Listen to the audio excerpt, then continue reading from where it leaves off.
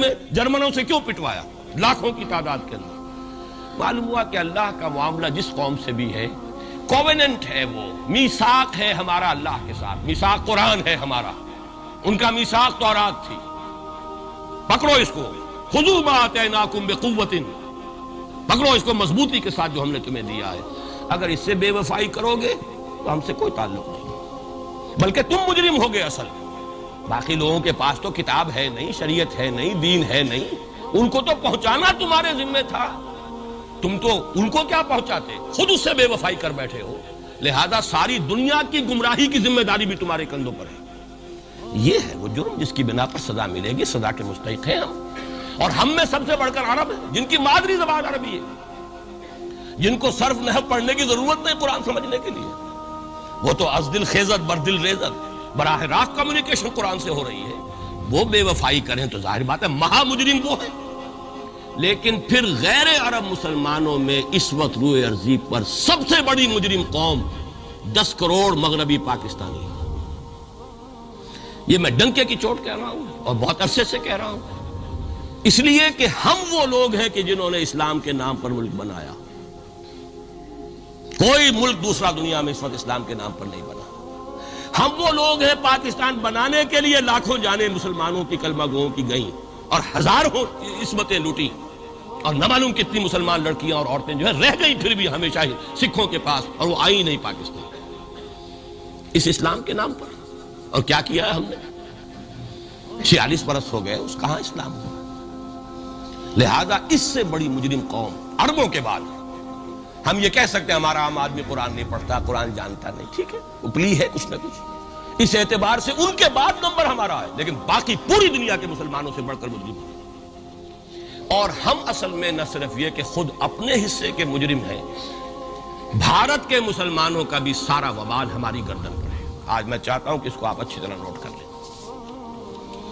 بھارت کے مسلمانوں نے، جسے آپ فرض کفایہ کہتے ہیں، نماز جنازہ فرض کفایہ، چند لوگوں نے بھی کسی مسلمان کی نماز پڑھ لی تو سب کی طرف سے ادا ہوگی، کسی نے بھی نہیں پڑھی تو سب مجرم ہو جائیں گے، بستی کے سب لوگ مجرم ہیں۔ بھارت کے مسلمانوں نے فرض کفایہ ادا کیا جب پاکستان بنوا دیا آپ کو، اور اس کی قیمت آج بھی وہ دے رہے ہیں، کھلے نعرے لگ رہے ہیں، مسلمان کے 2 استھان، پاکستان یا قبرستان، تیسرا کوئی جگہ نہیں۔ ڈنکے کی چوٹ کہا بابری مسجد کے بعد ایل کے اڈوانی نے، ہم ساری مسجدیں گرا دیں گے ہندوستان میں، کوئی مسجد باقی نہیں چھوڑتی۔ ڈنکے کی چوٹ اعلانیہ، یہ سب کچھ ہو رہا ہے، اور یہ نعرے تو نہ معلوم کب سے لگ رہے ہیں، اور نہ معلوم کب سے میں یہاں ان مسجدوں کے اندر بھی اور اپنی تقریروں میں وارن کرتا رہا کہ کیا وہاں ہو رہا ہے، لیکن ہمارے تو کان پر جو نہیں ریگتی، ہمارے تو وہی دھندے ہیں، وہی کاروبار ہے، اپنا بزنس ہے، اس کے سارے مسئلے ہیں، اس کی اپنی بلڈنگیں ہیں، اپنی موٹریں ہیں، اپنے ٹیلی ویژن ہیں، اپنے کئی کورسز کے ڈنرز ہیں۔ اللہ اللہ خیر صلی اللہ، ہمیں بحث کیا اسلام سے؟ تو بتائیے ہم سے بڑا مجرم کون ہوگا؟ آج جو کچھ ہندوستانی مسلمان پر بیت رہی ہے اس کا جرم ہمارے کندھے پر ہے۔ یہ میں جذباتی انداز میں نہیں کہہ رہا، میں تو 2 اور 2 4 کی طرح ثابت کر سکتا ہوں۔ انہوں نے فرض کفایہ ادا کر دیا، اور اس وقت یاد کیجئے مولانا ابوالکلام آزاد، مولانا مدنی، جمعیت علماء ہند کے علماء اپنے تقدس اور اپنے تدین اور اپنے تقوی کے اعتبار سے انکویسچنیبل، کوئی شک و شبہ نہیں ہو سکتا ان کی نیت پر اور ان کے تقوی پر اور کردار پر، انہوں نے کیا کہا تھا؟ یہی کہا تھا کہ یہ پاکستان بنا کر تم مسلمانان ہند کو 3 حصوں میں تقسیم کر دو گے۔ 3 میں کہا تھا، 2 میں نہیں، 3 میں۔ حالانکہ بظاہر تو ایک پاکستان بن رہا تھا نا، لیکن یہ مولانا ابوالکلام آزاد کے الفاظ تھے کہ 25 برس سے زیادہ یہ 2 خطے یکجا نہیں رہ سکتے، اور 25 برس کیا 24.25 برس میں ٹوٹ گیا پاکستان، 25 برس پورے نہیں ہوئے، اور ان کے الفاظ تھے یہ کہ 25 برس سے زائد جمع نہیں رہ سکتے، 24.25 برس میں ختم ہو گیا۔ 16 دسمبر 1970 کو پاکستان ختم ہو گیا کہ نہیں ہو 71 کو۔ بہرحال نوٹ کرنے کی بات ہے، ہم نے کیا کہا تھا؟ میں بھی مسلم لیگی تھا، میں نے بھی نعرے لگائے، چاہے غیر شعوری دور تھا، ہائی اسکول اسٹوڈنٹ تھا، پاکستان کا مطلب کیا، لا الہ الا اللہ، فلک شگاف نعرے لگائے ہیں، اور نوائے وقت کا پرچہ انتظار کرتے تھے اسٹیشن پر کھڑے ہو کر، حصار ریلوے اسٹیشن کے اوپر، کہ اب گاڑی آئی اور اب نوائے وقت لیا اور پھیل گئے پورے شہر میں اس کو پہنچانے کے لیے۔ ہم کیا کہا کرتے تھے؟ ارے نہیں، 2 طرف سے پاکستان جو ہے مضبوط پاکستان ہوگا، ہندوستان میں کسی ہندو کو جرت ہوگی مسلمان کے لیے کوئی میلی نگاہ سے دیکھنا بھی؟ وہ سارے خواب کہاں گئے؟ وہ تو حرم ہوئے۔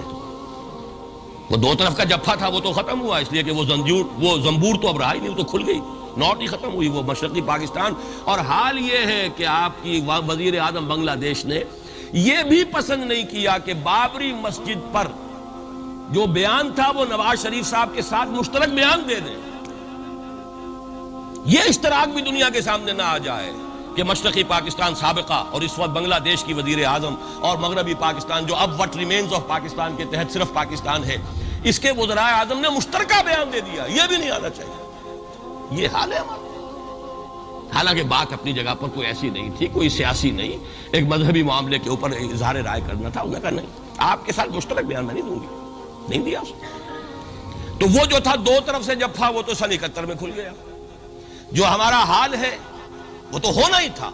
یہ ملک بنا اسلام کے نام پر، اس کا استحکام ہو سکتا تھا تو صرف اسلام کی بنیاد پر ہو سکتا تھا، اسلام سے غداری کی۔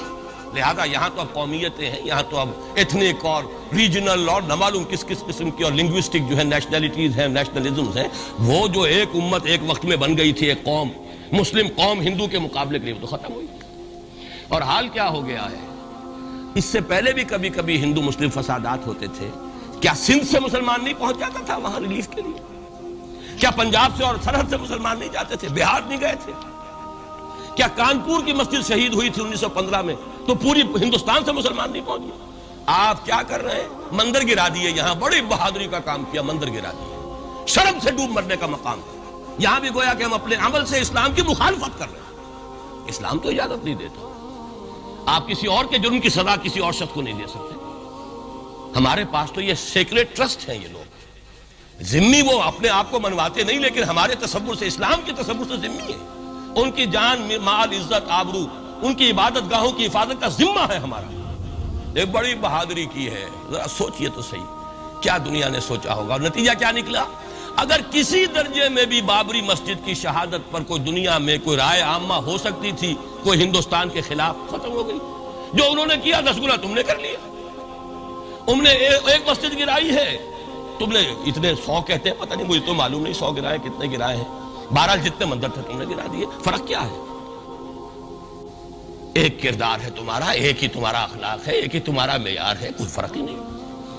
بلکہ وہاں تو کم سے کم یہ تو رہا ہے، دنیا کی آنکھوں میں دھول ڈالنے کے لیے کم سے کم یہ کہ فارن منسٹری جو ہے اس نے ریزائن کیا، ہم نے مان لیا جی ہم نہیں کر سکے، ہم مجبور ہیں، حالانکہ سب ان کی اجازت سے ہوا، بلکہ ان کی ملی بھگت سے ہوا۔ لیکن یہ کہ کلیان سنگھ نے فوراً استعفیٰ دے دیا، منسٹری ختم۔ پھر وہ بھارت کی مرکزی حکومت نے اور بھی پارٹیز کو بھی بین کر دیا، اور اس کے بعد یہ ہے کہ انہوں نے حکومتیں بھی 3 اور صوبوں کی توڑ دی۔ وہ تو سرخرو ہو گئے پوری دنیا کی جو رائے عامہ ہے، ہم اس کے سوا کیا کر سکتے ہیں؟ ہمارا ایک دستور ہے، دستور میں جو بھی صوبائی حکومت ہوتی ہے اس کی اجازت کے بغیر ہم فوج بھیج نہیں سکتے۔ وہاں پہ صوبائی حکومت تھی، اس نے ہمیں یقین دہانی کرائی تھی، سپریم کورٹ کو بھی یقین دہانی کرا دی تھی کہ مسجد کو کچھ نہیں ہوگا، تو ہم تو اس کے اوپر ڈیپینڈ کر رہے تھے۔ ہے سب جھوٹ، سب کو پتا تھا جو کچھ ہوگا، اندر خانے ملی بھگت تھی، لیکن یہ ہے کہ کم سے کم انہوں نے فیس سیونگ کے لیے ان کے پاس مواد موجود ہے، آپ کے پاس تو وہ بھی نہیں۔ آپ کے تو اخبارات نے لکھا ہے کہ کارپوریشنز کے ٹریکٹرز جو ہیں گئے ہیں گرانے کے لیے، اور وزراء جو ہیں، ایک وزیر کا نادر پرویز کا تو نام آیا ہے، اخبار میں خبر تھی، ہم نے بھی پڑھی تھی، فوٹو بھی دیکھا تھا کہ وہ خود ہاتھ میں پھاوڑا لے کر جو ہے وہ مندر گرانے کے لیے چلے۔ یہ جو صورتحال ہے جان لیجئے، اس وقت میں آپ کو بتانا چاہتا ہوں ہندوستان کے مسلمان پر تو جو قیامت بیت رہی ہے۔ میں نے اپنا ایک تاثر کچھ عرصے پہلے یہاں شد بیان کیا تھا، رہا ہے میرا تاثر، اور وہ ہے اصل میں وہ لاسٹ سپر جو ہے انجیل میں جس کا تذکرہ ہے حضرت مسیح علیہ السلام نے جو آخری کھانا رفع سماوی سے قبل کھایا ہے اس باغ میں جہاں روپوش تھے اپنے حواریین کے ساتھ۔ تو اس میں یہ الفاظ آئے ہیں، میں نہیں جانتا صحیح ہیں غلط ہیں، وہ ایک علیحدہ بات ہے، کہ آپ نے وہ روٹی توڑی اور کہا کھاؤ، eat and this is my flesh, یہ میرا گوشت ہے، کھاؤ۔ اور اس کو کہتے ہیں وائن، کوئی مشروب ہوگا جو بھی ہوگا، ڈالا کہ پیو، drink and this is my blood. میرا احساس ہمیشہ یہ رہا ہے، اس کے بعد کچھ ماند پڑ گیا، جب یہاں مسلمان نے یہاں مارا ہے اور کچلا ہے اور زندہ آگ میں جلایا، پھر بات ختم ہو گئی، میرے دل کے اوپر سے وہ احساس ختم ہو گیا۔ وہاں ہندو کے ہاتھوں جب مسلمان کے ساتھ یہ کچھ ہوتا تھا تو پھر جب میں کھانا کھاتا تھا محسوس کرتا تھا کہ میں ہندوستانی مسلمان کا گوشت کھا رہا ہوں اور ہندوستانی مسلمان کا خون پی رہا ہوں۔ یہ ہمیں عیش جو یہاں حاصل ہے، جو آرام حاصل ہے، جو ہمیں یہاں پر سہولتیں حاصل ہیں، جو معاشی اس کی کاسٹ پر ہے۔ اس نے آپ کو یہ ملک لے کر دیا اور آج تک اس کی قیمت ادا کر رہا ہے، اور ہم جو ہے عیش کر رہے ہیں، گلچھرے اڑا رہے ہیں. یہاں جس کے پاس 2 پیسے ہو گئے برقع اتار کے اس نے پھینک دیا. یہ معلوم ہوتا ہے کہ یہ تو مفلسی کو چھپانے کا ذریعہ تھا. 4 پیسے ہوں، اچھے کپڑے پہنے ہوئے ہوں، میک اپ صحیح کیا ہوا ہو تو پھر برقعے کی کیا ضرورت ہے؟ اور میں نے شاید سنا ہے آپ کو، مجھ سے تو چند لڑکیوں نے یہ الفاظ کہے باقاعدہ. میں جب پریکٹس کرتا تھا لاہور میں کرشن نگر میں، تو ایک گھرانے کی، اور مجھے معلوم ہوا کہ ان کے والد انتہائی نیک تہجد گزار. کئی لڑکیاں تھیں بہنیں، ایک ہی تقریباً عمر 200 سے 1.5 سال کی. کبھی وہ آتی تھی کلینک میں میرے تو برقعے سمیت، کبھی آ رہے ہیں تو بغیر برقعے کے. میں نے پوچھا یہ کیا تماشا ہے آپ لوگوں کا، کبھی بغیر برقعے کے کبھی برقعے سمیت. صاف جواب دیا. میں ان کے الفاظ کوٹ اینڈ کوٹ میں ان کے الفاظ کوٹ کر رہا ہوں. ڈاکٹر صاحب جب ہمیں کوئی میک اپ کرنے کا، کپڑے بدلنے کا موقع نہیں ملتا تو ہم برقع پہن لیتے ہیں، اور جب ہمیں موقع ملتا پھر ہم برقع کائے کو پہنتے. تو گویا کہ اس کو چھپانے کا ذریعہ برقع ہے کہ کپڑے میلے ہیں، میک اپ نہیں کیا تو لہذا برقع پہن لیا. یہ ہے حال پاکستان میں اسلام کا جو ہم نے بنایا ہے. تو میں جو کچھ دیکھ رہا ہوں وہ یہ ہے کہ ہندوستان میں تو قیامت، اب وہاں جو آفیشل فگرز ہیں 1000 1200 کتنے ہیں، لیکن کم سے کم 10,000 آدمی، اور اب یہ چین ہے فسادات کی. کل کے اخبار میں احمد آباد کی تھی، کبھی کہیں ہے کبھی کہیں ہے. اور واقعہ یہ ہے کہ تبصرے یہ ہو رہے ہیں کہ ہندو فنڈامنٹلزم از آن دی رائز. یہ جو کچھ ہوا ہے، جتنا بھی اس کے اندر ان کو گرایا گیا ہے، ان کی حکومتیں گرائی گئی ہیں، اس سے انہیں تقویت حاصل ہو رہی ہے. They are getting stronger and stronger. Congress کے لیے اب اپنی جو ہے جان بچانی مشکل ہے، اور اس وقت سب سے بڑا ان کے لیے جو ہو گیا وہ یہ ہے کہ وہ کمیونسٹوں کی سپورٹ کے بغیر چل نہیں سکتے. اور کمیونسٹ جو ہے وہ ان کی جو اس وقت وہ امریکہ کے زیر اثر جو اپنی اکنامک پالیسیز چینج کر رہے ہیں اس کا ساتھ دینے کو تیار نہیں. تو یہ ڈائلیما ہے. جبکہ ادھر جو ہے وہ بالکل جو ہندو ذہن ہے وہاں کا ریوائولسٹ ذہن وہ پوری طریقے سے پائے. تو اب اس وقت میں اس کے حوالے سے عرض کر رہا ہوں کہ ہندوستان اور پھر پاکستان کو علیحدہ نہ سمجھیے، اس لیے کہ ہندوستان کو اگر انہوں نے مسلمانوں سے یا اسلام سے خالی کرا لیا تو پھر ان کے بعد ان کا ٹارگٹ جو ہے پاکستان تو ہے ہی ہے. ہم تو ان کے ٹارگٹ نمبر 1 ہے. ذہناً انہوں نے کبھی پاکستان کو تسلیم نہیں کیا. اور ہمارا اب ساتھی ہے کون؟ اللہ پر تو نہ یقین نہ اس سے ہمارا تعلق. جو معاملہ نہ دارت سخن آشنا نہ باشد. اللہ سے تعلق کیا ہے ہمارا؟ اللہ سے کون سی دوستی ہے؟ اللہ کیوں ساتھ ہے ہمارا؟ ہم تو مجرم ہیں نمبر 1 اس کے. اور باقی دنیا میں جن پر سہارا تھا، جن پہ تکیہ تھا، وہی پتے ہوا دینے لگے. وہ تو بالکل امریکہ کی پالیسی معلوم ہوتی ہے کہ ہمیں تو ہاتھ پاؤں باندھ کر جیسے ہندو کے سامنے ڈال دیا جائے. کبھی وہ ٹیررسٹ اسٹیٹ قرار دینے کی دھمکی آ جاتی ہے، فیلرز کی شکل میں آ جاتی ہے. یہ فیلرز دیے جاتے ہیں اس لیے تاکہ بات پہنچ جائے. اگر صرف بات اس طریقے سے انڈائریکٹلی پہنچنے سے مطلوبہ مقصد حاصل ہو جائے تو خام خواہ براہ راست کہنے کی ضرورت کیا ہے؟ مطلب تو حاصل ہو. سب نے سجدہ سہو کیا ہوا ہے. ہمارے ہاں ہر ادارہ سجدہ سہو کر چکا امریکہ کے سامنے. Total surrender. اور یہ بات جو قاضی حسین احمد صاحب کہہ رہے ہیں 100% درست کہہ رہے ہیں. 100% درست کہہ رہے ہیں. Total surrender. چاہے وہ بے نظیر ہو، چاہے وہ نواز شریف ہو، اور چاہے وہ کوئی اور ادارہ ہو آپ کا جو یہاں پہ قوت کا اصل سرچشمہ ہے اور منبع ہے، سب کے سب 100% جو ہے اس کے سامنے سجدہ کر چکے. یہی وجہ ہے کہ وہ بے نظیر کا ساتھ نہیں دے رہے. بے نظیر کا ساتھ کائے کو دے؟ اگر نواز شریف ان سے بڑھ کر، ہم بھی ہیں دربار کے، اگر یہ کہنے کے لیے وہ ان سے بڑھ کر تیار ہو تو اسے کیا ضرورت پڑی ہے؟ اس کی کون سی کوئی رشتہ داری ہے بے نظیر کے ساتھ یا کسی اور کے ساتھ؟ ہاں اگر نواز شریف کہیں کسی جگہ پر بھی کوئی اپنے پاؤں کو گھسیٹتا، ڈریگ کرتا ہے اپنے فیٹ کو، کہیں کوئی رکاوٹ ڈالتا، پھر ٹھیک ہے، پھر اس کو آلٹرنیٹ لانے کے لیے تو کوئی ہے نا کوئی سوال. لیکن جب وہ ان سے بڑھ کر نیاز مند ہو، ان سے زیادہ بڑھ کر سجدہ کرنے کو تیار ہو، ان سے بڑھ کر کہیں ہم شریعت کورٹ ہی کو اٹھا کے پھینک دیں گے اگر سود کا معاملہ جو ہے شریعت کورٹ کے حوالے سے ہمارے لیے مصیبت بنا، سود تو دیں گے، چلے گا، لائیے خدا کے لیے لائیے، پیسہ لے کے آئیے، ہمارے ملک میں آئیے، پیسہ لگائیے. اور یہ سود وود کا یہ کوئی مولوی لوگ ہیں پاگل جو کہتے ہیں کہ یہ کوئی حرام ہے، اور کوئی پاگل ہمارے شاید وہ کورٹ والے بیٹھے ہوئے تھے جنہوں نے اسے کہہ دیا کہ بینک انٹرسٹ بھی جو ہے ربا ہے. باقی آپ ہم سے کوئی ڈر نہ رکھیے. میرے اسلام کو اب قصہ ماضی سمجھو. ہنس کے وہ مس بولی کہ پھر مجھ کو بھی راضی سمجھو. سیدھی بات ہے. جھگڑا تو اسلام سے تمہارے سے تو نہیں، نہ بے نظیر سے جھگڑا ہے اور نہ نواز شریف سے جھگڑا ہے. جھگڑا اسلام سے. اس حوالے سے بہت برا وقت آ رہا ہے، اور اس میں ایک پہلو میں اور چاہتا ہوں کہ آپ حضرات کے سامنے بیان کر دوں. پوری دنیا میں تو فنڈامنٹلسٹ مشہور ہو گیا مسلمان، پوری دنیا کا ذرائع ابلاغ لگے ہوئے. اصل فنڈامنٹلزم جو ہے، بلکہ دو باتیں عرض کر دوں. ریشزم پوری دنیا میں بدنام، گالی، اور اصل ریشسٹ ملک اسرائیل، اسے کوئی کچھ نہیں کہتا، اس لیے کہ وہ مذہبی ریاست نہیں ہے، وہ تو بلکہ یہودیت ہے ہی نسلی مذہب۔ ساؤتھ افریقہ کیا ہوگا، کوئی نسل پرست قوم یا نسل پرست ملک؟ وہ تو کچھ بھی نہیں تھا۔ اصل جو نسل پرست ہیں وہ تو یہودی ہیں، انہیں کوئی کچھ نہیں کہہ رہا۔ ریشسٹ وہ فنڈامنٹلزم اصل جو چلا ہے وہ ہندوستان میں چلا ہے، بدنام پوری دنیا میں مسلمان ہو گیا۔ لیکن اب اس کا میں بلیم نہ امریکہ کو دے سکتا ہوں نہ کسی اور کو، یہ تو اے باد سبا ہی ہم آوردہ توستی، ہمارا اپنا کیا دھرا ہے۔ میں آپ کو ایک حوالے سے بتا دینا چاہتا ہوں، ہمارے ہاں علامہ مشرقی اٹھے، چپ راس چپ چپ راس چپ اور بیل چاپ پورے ہندوستان کو دہلا دیا، دہل گئی زمین ہندوستان کی، راس کماری سے لے کے درہ خیبر تک۔ اور بڑے بڑے نوٹیبلز، یہ تحریک اتنی عظیم تھی، اتنی آرگنائز تھی۔ آپ کو معلوم ہے یہ تالپور برادران جو ہے، دونوں بھائی جو تھے، یہ خاکسار تھے، بڑے بڑے لوگ، سندھ میں، فرنٹیئر میں، پنجاب میں، ہر جگہ پر، اور ایسی زبردست آرگنائزیشن، بالکل ملٹری والی، ان کے سارے قواعد ملٹری کے۔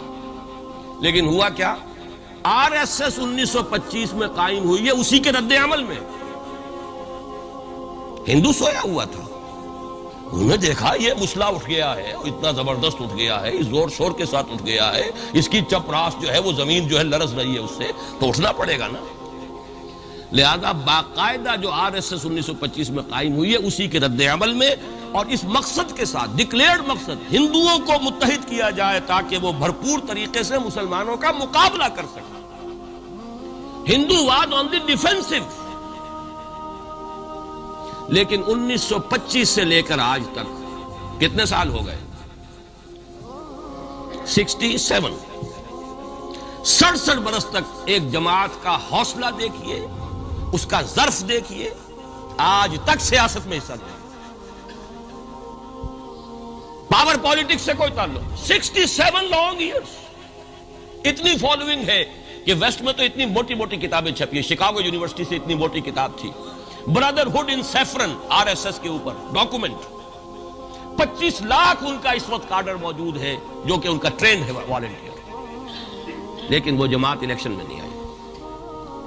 کچھ اپنے اثر کے تحت کچھ اور لوگوں کو لڑو، اور آپ نے نام بھی نہیں سنا ہوگا، اس کے 3 امیر یا گرو جو ہیں گزر چکے ہیں، تیسرا ہے اس وقت۔ پہلا ڈاکٹر بالی رام ہیجواڑ، کسی نے نام سنا آج تک؟ کوئی پرسنل پبلسٹی کی کوشش کی، اس نے کام کیا۔ دوسرا مہادیو گولوالکر گرو جی، کسی نے نام بھی نہیں سنا ہوگا۔ اس وقت کون ہے؟ بالا صاحب دیورس۔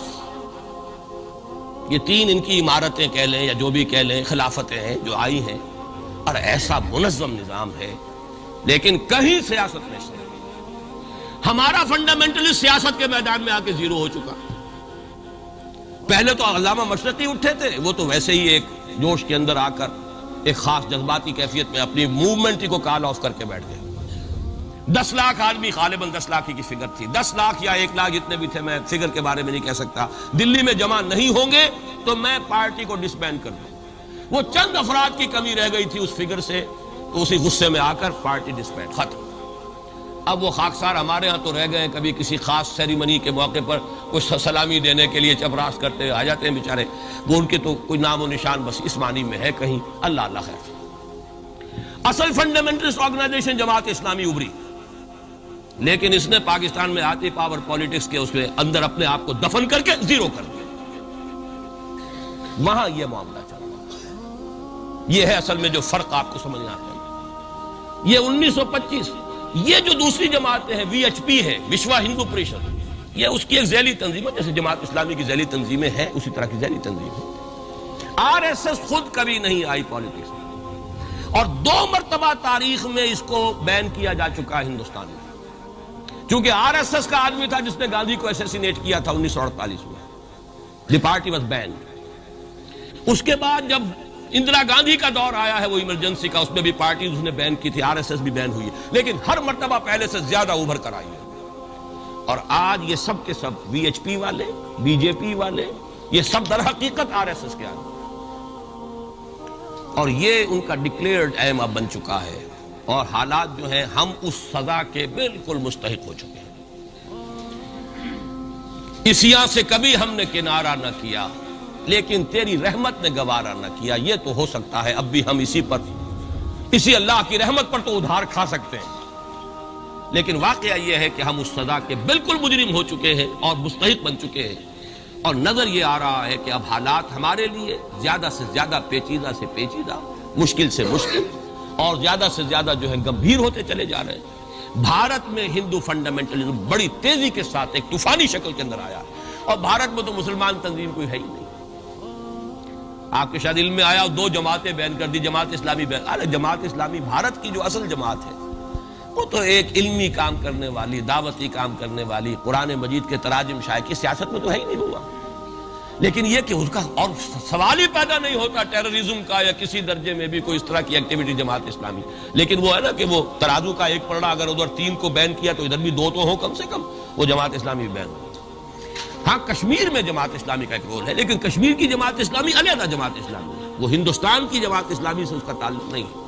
جیسے پاکستان کی جماعت اسلامی، مشرقی پاکستان یا بنگلہ دیش کی جماعت اسلامی، ہندوستان کی جماعت اسلامی اور کشمیر کی جماعت، یہ 4 علیحدہ ہیں بالکل، ان کا آپس میں تنظیمی رابطہ کوئی نہیں۔ کشمیر کی جماعت اسلامی یقیناً ہے، اور یہ سمجھتا ہوں میں، اور یہ صحیح بات ہے، بعض تبصرہ نگاروں نے لکھی بھی ہے کہ اصل میں اس وار سے انہوں نے کشمیر کے مسئلے میں جب یہ بین کیا ہے وہاں کی 3 ہندو جماعتوں کو، تو اس کے ساتھ ہی 2 مسلمانوں کو ایک لپیٹ میں لے کر پارٹیز کو، تو کشمیر میں جو جماعت اسلامی چونکہ ابھی تک وہ بینڈ نہیں تھی، اور جماعت اسلامی کا آرگنائزیشنل جو ہے بیکنگ مل رہی تھی حزب المجاہدین کو، جو وہاں پر جو بھی اس وقت جو جد و جہد کر رہی ہے، لہذا اس کو کمزور کرنے کے لیے کیا ہے۔ لیکن یہ کہ ہندوستان میں کوئی مسلمانوں کی لیڈرشپ ہے ہی نہیں، سارے قائدین تو پاکستان بنا کے پاکستان آ گئے تھے، رہ تو گئے تھے وہاں پہ وہی جمیعت علماء ہند کے لوگ، اس وقت بھی سنبھالا ہے تو انہوں نے سنبھالا، مولانا حفظ الرحمان سہاروی نے سنبھالا ہے، مولانا ابوالکلام آزاد نے کچھ سنبھالا دیا جتنا بھی دے سکے ہیں، باقی مسلم لیگی تو سبھی آ گئے تھے، وہاں سے رہ کون گیا تھا؟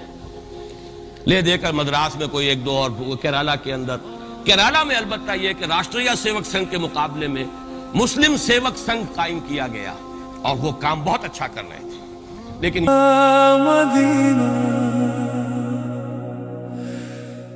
دل میرا پکارے مدینہ، یا نبی سلام علیکہ۔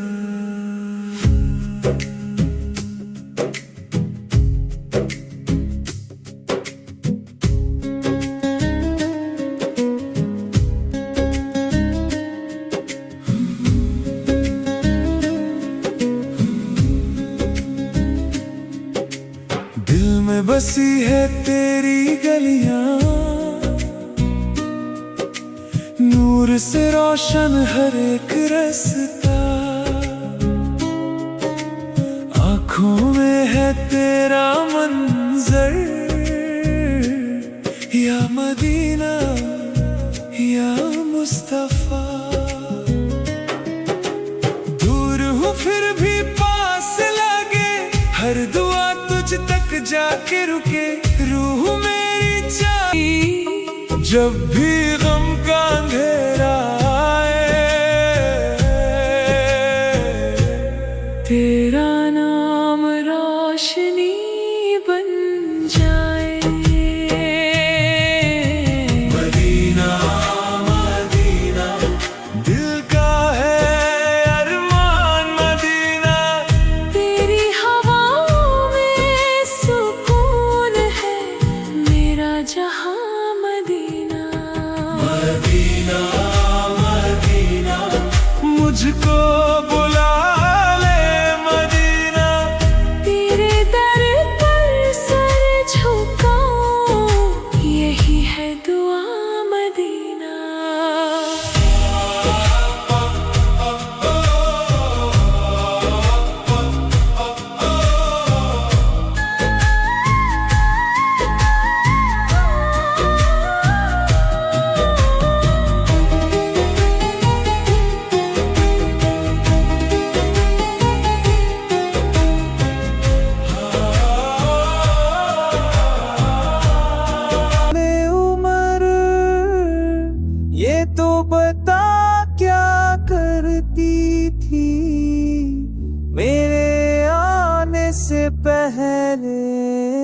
क्या छुप के पढ़ती थी।